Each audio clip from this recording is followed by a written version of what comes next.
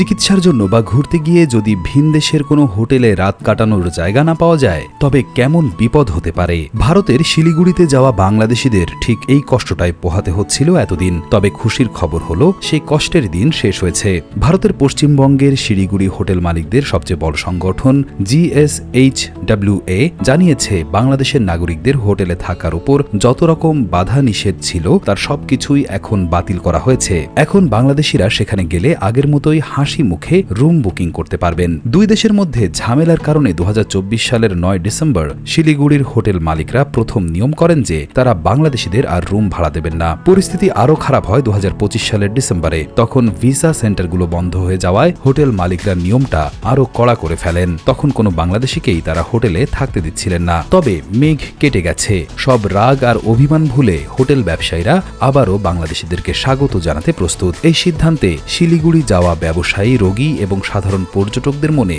বড় স্বস্তি ফিরেছে।